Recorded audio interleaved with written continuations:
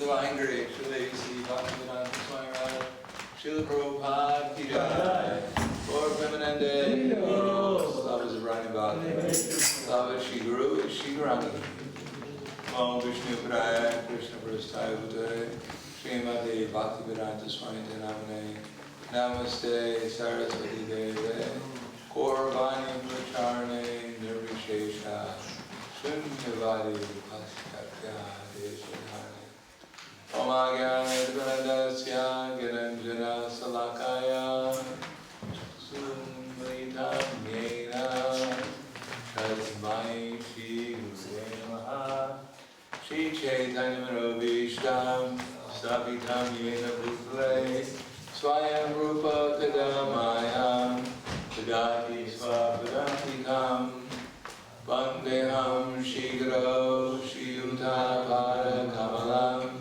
Shigram Vaishnavamscha, Shirupam Sagradatam, Sahagana Raghunatam Vitam Tam Sajivam, Satvaitam Savadutam, Vrinda Saitam, Krishna Chaitanya Devam, Shri Radha Krishna Padan, Sahagana Lalita Shiva Sakam Vitamscha, Hey Krishna Karuna Sindhu, Dinamanda Gagate, Gopesha Gopika Kanta, Radha Kanta Namostite, Tapta Kanshana Gaurani, Radhe Vrindavaneshwari, Krishnavana Suddevi, Pranamami Hri Priye, Vanchastapa Tribhyascha, Kripasnu Videcha, Patitanam Pavanebhyo, Vaishnavebhyo Namaha.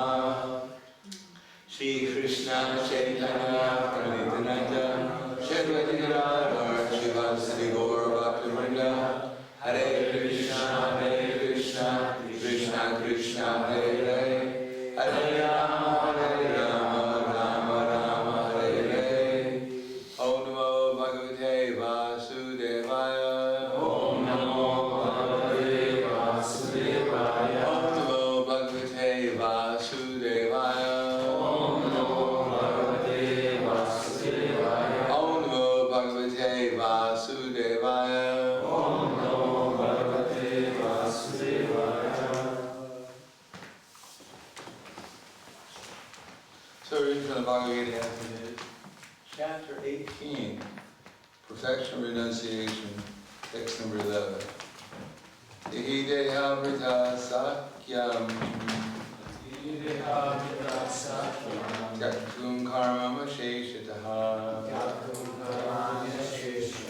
yastu karma pala tatyagi satyagi dyapadiyate ihi dehamrita sakyam yaktum karmanya sheshataha yastu karma pala tyagi satyagi dyapadiyate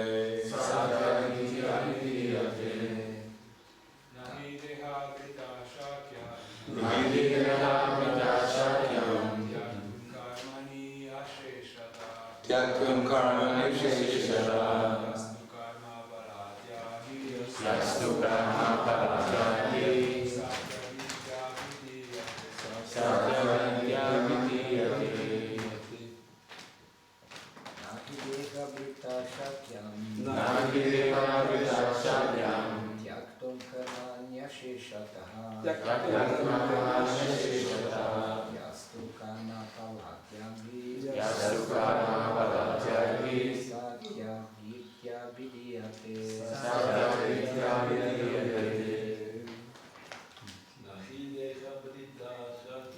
Nahi deha vrita shakyam Yaktum karma nisheshataha Yastu karma paratyagi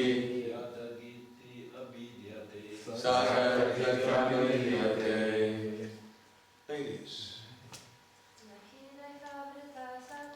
Nihideha vrita satyam Yaktum karma sheshita. Yastu karma phala tyagi. Sagati vidiyate. Na, never. He, certainly. Deha brita, by the embodied. Shakyam is possible. Tyaktum, to be renounced. Karmani, activities. Asheshitaha, all together. Ya, anyone who.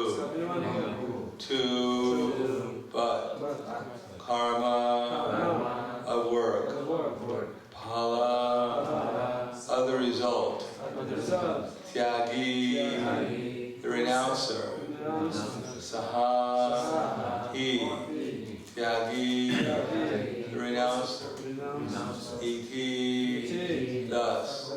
Abhidiyate, is said. Translation purport by His Divine Grace A.C. Bhaktivedanta Swami Srila Prabhupada. It is indeed impossible for the embodied being to give up all activities, but he who renounces the fruits of action is called one who is truly renounced. Please repeat. It is indeed impossible for an embodied being to give up all activities, but he who renounces the fruits of action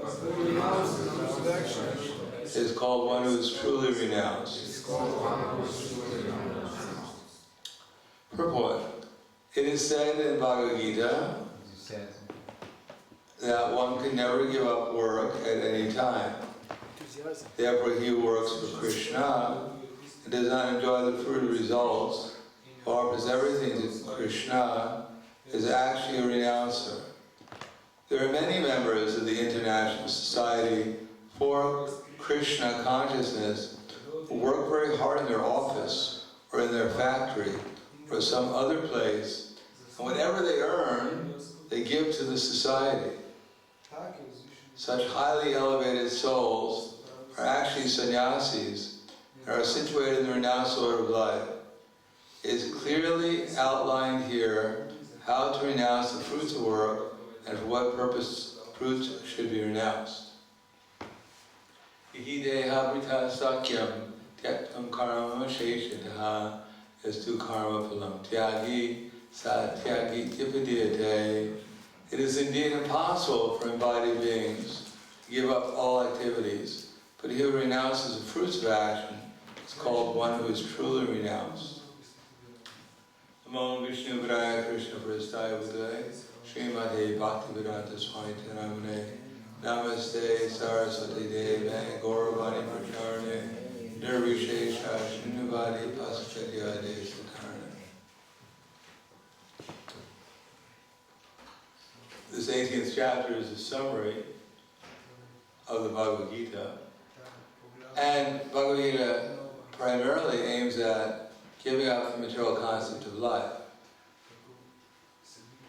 Before we can become situated in the spiritual concept of life, we have to first of all give up the material concept of life.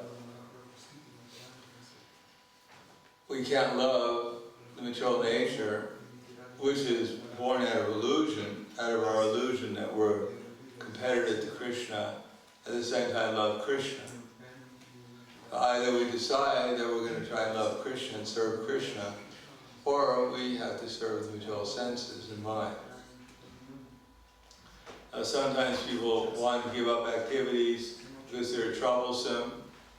Krishna says, Nahi kaschit shenamapi jati tishtati karmakrit karite avashat karma sava prakriti jardhanai. All of the entities are forced to act helplessly according to the modes of nature they are situated under. Therefore, no one can refrain from doing something, not even for a moment. People sit there trying to meditate, and then they think, wow, now I'm not thinking of anything. But actually they're thinking about how they're not thinking about anything. So it's not possible not to think about it. Even when we merge into Brahman, we'll just sit there thinking about how great I am. Because we don't have to merge into Brahman, we can sit here and think about how great we are. But at least there we're a spiritual soul, and we think, oh, I'm so bright, I can't believe it. Actually, if we were actually bright, we'd never go into Brahman to begin with. And here we're thinking how wonderful our material senses and mind are, and on that basis we're desiring, and on the basis of desires, material life goes on. Just as in the spiritual world, people don't have material senses or material body, they have spiritual senses and a spiritual body. They are the spiritual body, that's who they are. And just by desiring, the activities go on. That's how subtle it is. If you desire to do something, it happens. Here we desire, and then Krishna makes the arrangements through his material nature. But there we just desire, and we're actually, it's manifested, what we're desiring.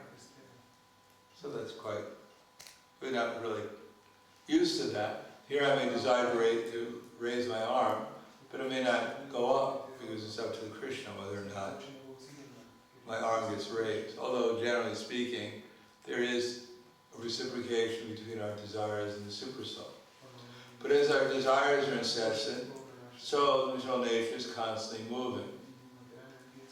The whole material nature is one big wave, you could say, constantly in flux. As Krishna says, Adibhuta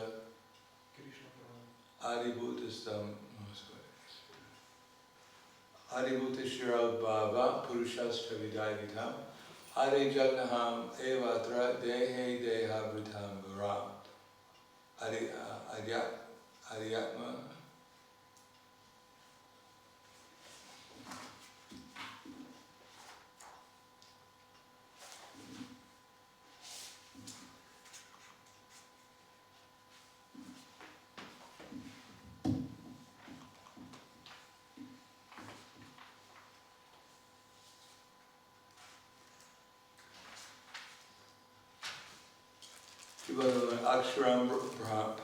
Aksharam Brahma Paramam Dayatma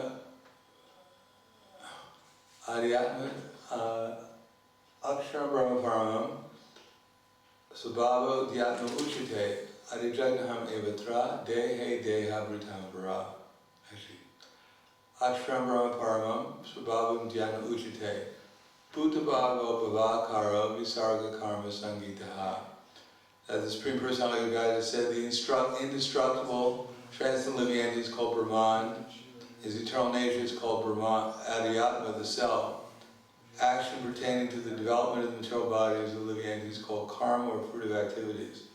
Adibhuta Shiro Bhava Purushastra Vidaivitam Adijagnaham Evatra Dehe Deha Vritam Vara. O best of the embodied beings, the physical nature, which is constantly changing, is called Adibhuta. So the material nature is constantly changing, and it's always going to change. There's never going to be a time when the material nature is going to be frozen. Because first of all, it's not what we think it is. We think it's quite solid, but even the scientists say it's 99% is just space. And the other is just a little bit of Krishna's energy. And everything's changing in terms of the forms that the material nature is taking, is changing into according to what the living entities deserve and what they desire. And that will go on from now eternally. There can't be any security in place which is always changing. And therefore the idea that we're going to control something here, or that we're going to gain something here, is just called illusion. And therefore, part of our getting out of the material nature means to get out of illusion. And that means if we do something, if the body is doing something, and we think I'm going to enjoy the results, that's another phase of illusion. As if now something belongs to me rather than to the Supreme Personality of Godhead. And when I do something, I get something more. that now more things belong to me.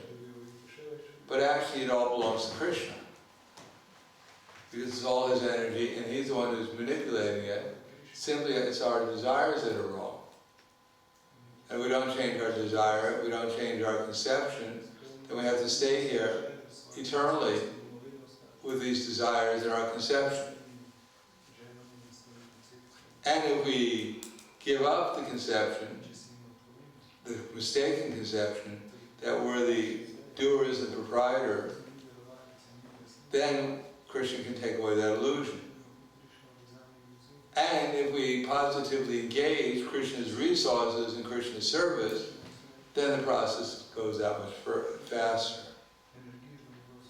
Just to give up the material nature is not sufficient, because it was never ours to begin with. You can't give up something you never had. On the other hand, we can desire to fulfill Krishna's desires. And just by desiring to serve Krishna, that in itself is pure devotional service. Now we may be successful, we may be a failure. Jatayu, he fought very valiantly against Ravana to protect Sita, but he wasn't successful. Jatayu was killed in the battle, but Ramachandra still accepted him as a pure devotee. He didn't chastise Jatayu.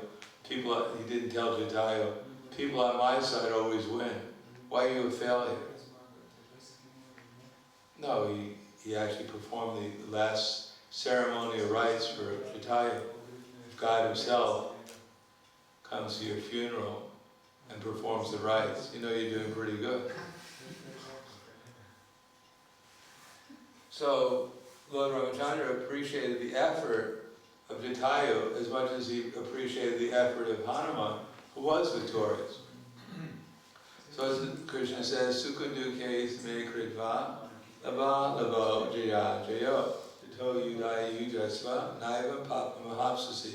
Do thou fight for the sake of fighting without considering happiness and distress, loss and gain, victory, defeat, and by so doing you'll never incur sin. So that will take away all our anxiety if we give up this idea that I have to worry about what the results will be. Then when we have room to think about Krishna, then one can actually, the more one becomes free from these conceptions that I'm going to gain something or I might lose something, then one is free to just think about Krishna without any interruption, without any anxiety. And that's called pure Krishna consciousness. Now, if we're afraid of losing something, that's not bad. I mean, we should take care of Krishna's property. But after all, at the end, we lose everything anyhow.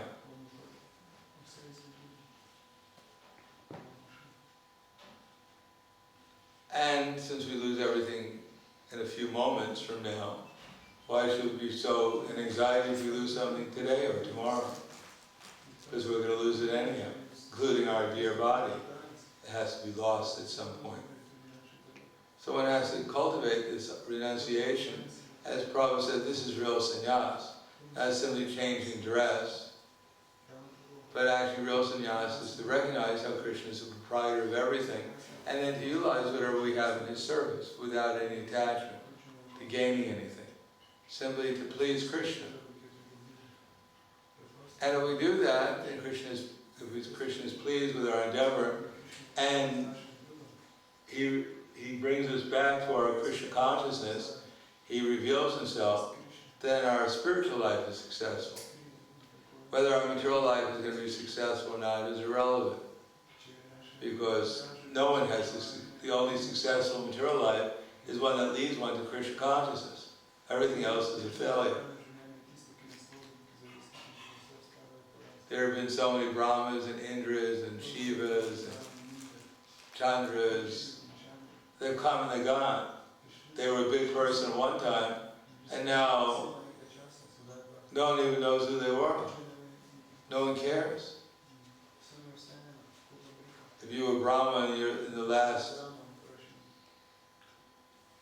in the last breath of Mahavishnu, and you have a picture to prove it, Sure, when you had 4 heads at one time, who cares?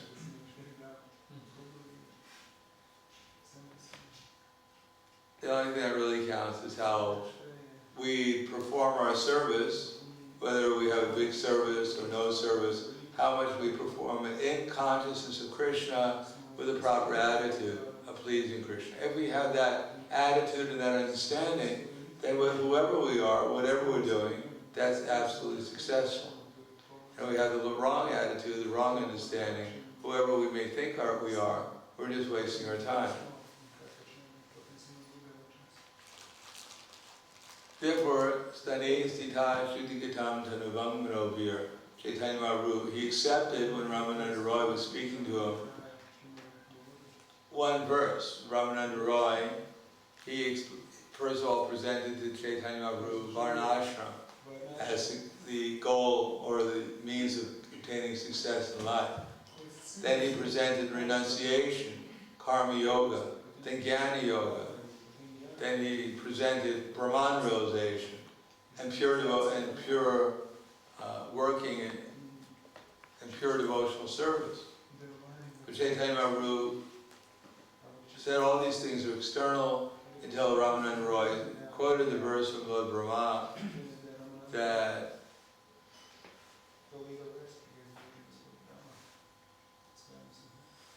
Priyasam Udapastinamanta Eva Jnane Priyasa Udapastinamanta Eva Jivanti Sanmukaritam Bhavadiya Vartam Stane Sita Shuddhikatam Tanuvam Manovir Ye Priyasa Jita Jito Taisrilokyam. That Jnane Priyasam Udapastinamanta Eva. Give up the tendency to speculate. This is mine, this is theirs, this I can get in the future, I'm afraid I'm going to lose this. It's all speculation. It just agitates our mind. He says, give it up and become submissive. Submissive to what? To the words of the great devotees. And what are their words? Whatever position we're in, don't worry about it. We don't have to change any position. Everyone has, in the human form of life, has the most valuable asset, whatever our situation may be. Stay in that situation, but at the same time, here, Shruti Gatam, from Bhagavad Gita, Srimad Bhagavatam, Chaitanya Charitamrita, and become enthusiastic to utilize one's body, one's mind and words in Krishna's service. And we do that, ye priyasa, practically always.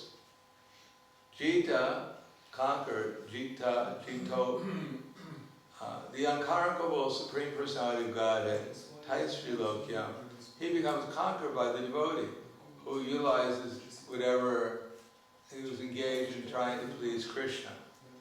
Just the thought of trying to please Krishna, just the willingness to become Krishna's instrument, is pleasing to Krishna.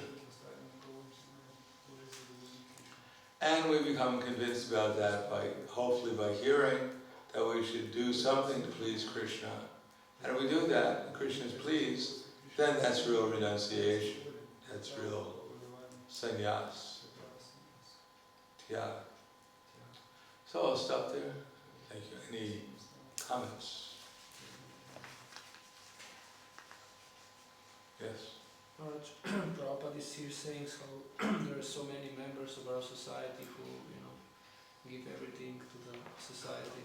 So was there some situation, or was it different that time or now? Because it looks like no, we don't see so many grihastas just giving everything to the society.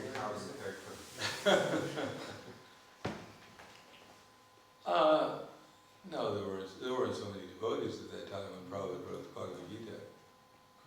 So maybe if one of them, out of the 50 devotees, maybe if one of them was working in a factory, that's 2%. No. I mean, Prabhupada, obviously, he was writing these books for the next 10,000 years, and he wanted to be a little optimistic. So he talked about there are many devotees. Who he was referring to, I don't know.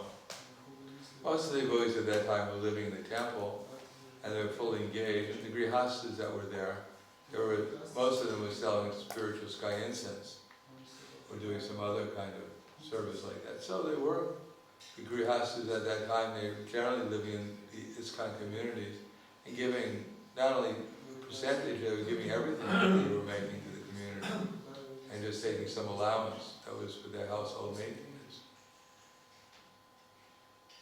So it is a little bit different from now. Practically there are no devotees working on the outside. Everyone was somehow or another contributing inside. Maybe he was written for American standard, no? What's that? For American standard, maybe he was written with these things. Maybe. Well, he expects eventually our society will have some economic structure so that the devotees can work inside the movement in different occupations. But that will take some time. Anything else? Yes. Should this losing and gaining affect us in a way that we change? Yeah, we change our consciousness. We think we're losing and gaining. You think you have something, you think you own something, then you'll be afraid of losing it. So if you think it all belongs to Krishna, then you can't lose anything because it never belonged to us. If we think with this body, then of course will be anxiety over gain and loss. If we think we're Krishna's eternal servants, then this body I belong to Krishna, this body belongs to Krishna, all this paraphernalia belongs to Krishna. So I can't lose anything because I don't own anything.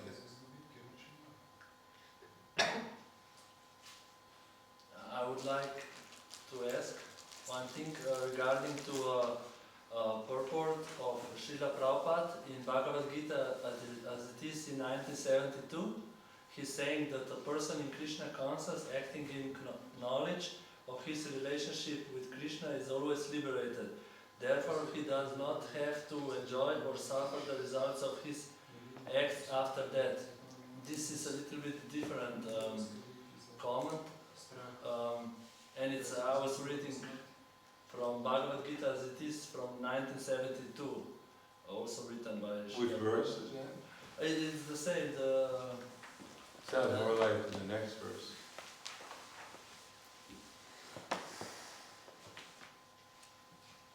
It's a little bit different It's the next comment. Is the next one? 1812. But can I show you, Maharaj? Yeah, I mean, I think as whatever they change, 1812 says, one who's not renounced of threefold fruits of action, desirable, undesirable, and mixed, cruel or after death. For those who are in the renounced order of life have no such results to suffer and enjoy. So it looks like they combine the purport, they put that translation to the purport. Good, thank you. That's why they probably revised the Bhagavad Gita a little bit. Thank you. Anything else? Yes. So how do we know if Krishna is pleased with our You'll be in ecstasy. translation? If you're not in ecstasy, he's not so pleased. Everyone that Krishna's pleased with someone, they're in ecstasy. And we'll also be aware of seeing everything and everyone how they're related to Krishna more clearly. And everything that's not related to Krishna will lose our taste for.